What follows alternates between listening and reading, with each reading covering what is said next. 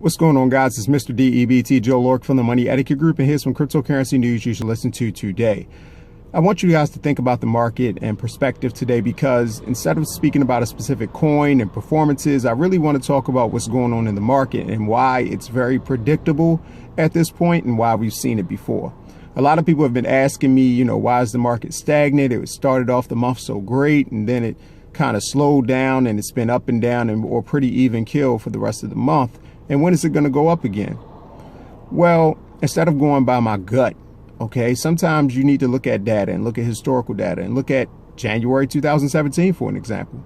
And if you look at that month, you'll see that in the beginning of the month, Bitcoin was up, which was the leading cryptocurrency, by 20%. But by the mid to end of the month, it had dropped by 34%.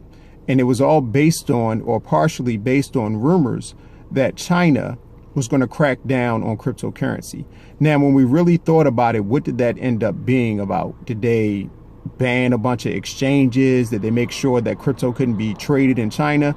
Ultimately, they learned how to make more money off of crypto by charging fees for trading crypto. They just added more regulation, which is something that we're going through today. South Korea is doing that now. The United States is doing that now. Australia is doing it. Canada's doing it. I mean, so many markets are doing it because they want to make more money off of crypto, because people are trading in crypto. They're not going to be left out, the government that is, of these profits.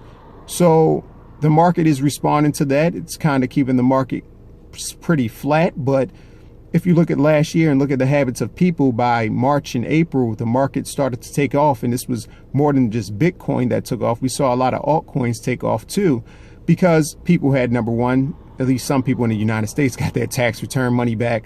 Two, when things are, when the weather's warmer, when people feel better about things, people invest more, to be honest. People put more money out there. Three, people had recovered from the holiday season fully. You see, people think that as soon as January hits around in February that people have recovered from the holiday season, but here in the United States, really it takes about 3 months or 4 months for a lot of people to recover before they're going to seriously start spending money again. And also, we saw a lot of good news that came out about a lot of different currencies, a lot of coins, a lot of speculative news, but a lot of real news came out, because that's when the market knows that people will respond favorably. So we should expect to see the same thing this year. Come March or April of 2018, we should see big gains again. It's just a pattern that we're seeing in crypto over the past several years. But the only thing is, this year you have a lot more people involved in the market. So the highs will be a lot higher than before, and the lows will be lower than before. We're going to see a lot of ups and downs, but ultimately, I believe we'll see more ups during that period. You'll see the market hit prices probably all-time highs in April. So you have to hold. The strategy is, if you're in this market right now and you want to do some day trading and you think you're going to make $1 million overnight, well, better be putting in hundreds of thousands, because otherwise you're not going to do it. However, if you wait and hold and take your time, you'll see that the market will perform similar to what it did last year, which is record numbers come April, come March. So right now is a good time to hold and buy. Buy more while it's cheap, because I can guarantee you that a lot of your favorite coins, where they're at today, they won't be there price-wise in the next several months. So it's a holding pattern.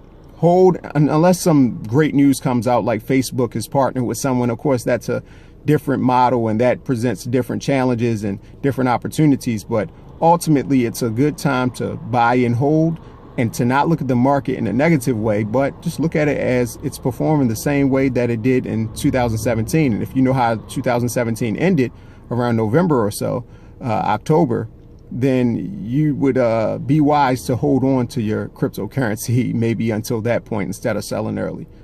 I'll talk to you guys again tomorrow. Hopefully you heed this information. Remember, it's just for usefulness. It's not saying you should buy one thing or another. I'm just talking about the market, and I'm talking about what I've seen through data, not gut feelings, but historical data. Tell me what you think. Do you think it'll take off before April? Do you think it'll happen in February? Because that's the time in the northern hemisphere. Well, let's just say in the United States, a lot of people get tax return money. What do you think is going to happen in the next several months?